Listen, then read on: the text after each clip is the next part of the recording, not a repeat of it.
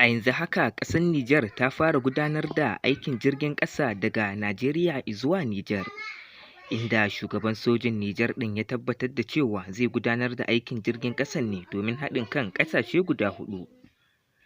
Daga Nijar hanyar jirgin ƙasa za ta tafi zuwa ƙasar Burkina Faso har ma da Mali, sannan kuma ta je zuwa Najeriya. Wannan sanarwa ta fito ne a ɗazu-ɗazu daga gwamnatin sojin Nijar ɗin, wacce Janar Abdurrahman Tiyani ke wakilta. Rahotannin gaskiya sun tabbatar da cewa a yanzu haka dai aikin jirgin ƙasa yana gab da shigowa ƙasar Najeriya, domin kuwa an gama sassaitawa a Nijar. Yanzu haka jirgin ƙasa idan aka fara tafiya daga Najeriya zai kai mutum har Nijar, wanda wannan ci gaba ta fara ne daga 23 ga watan Mac ɗin da muka fita. Mai sauraro, ku biyo mu a cikin wannan bidiyo domin jin cikakken rahoton da muke ɗauke da shi akan wannan al'amari. Idan har wannan ya kasance shine shigowarku ta farko wannan channel ɗin, a daure a danna subscribe, kana a danna alamar ƙararrawa. Sannan kuma kada ku manta da alamar liking a ƙasan wannan bidiyo. Muna godiya.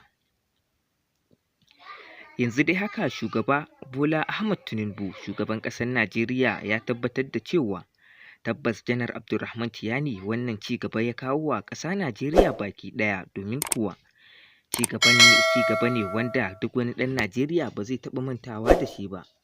In dai har wannan aiki ya yiwu, to fa ɗan Najeriya tun daga ƙasar tashi zai iya shiga har ƙasar Nijar, inda a yanzu a jiya muka samu wata sanarwa daga shafin BBC Hausa wacce ta tabbatar da cewa shugaba Tinubu da kuma shugaban sojin Nijar wato Janar Chani sun tattauna akan yadda hanyar jirgin ƙasan za ta kasance.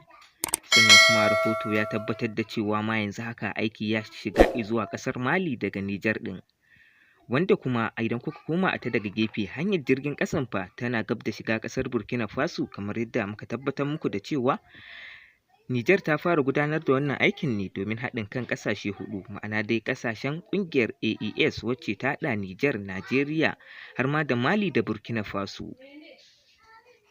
To masu sauraro, ba tare da ɓata lokaci ba, a nan muka kawo ƙarshen wannan shiri da muke ɗauke da shi akan wannan al'amari. A daure a danna subscribe, kana a danna alamar ƙararrawa. Idan har wannan ya kasance shine shigowarku ta farko wannan channel ɗin, muna ga mai baku shawarar ku kasance da mu ta hanyar danna subscribe, sannan ku danna mana liking a ƙasan wannan bidiyo. Muna godiya sosai da kasancewa da kuke da tashar Zamani Base TV 24. Zamani Base TV 24, ko na ce Zamani TV 24, tashar al'umma. Tasha ce wacce za ta dinga kawo muku ingantattun sahihan labarai kala-kala. Ku dai ku danna mana subscribe.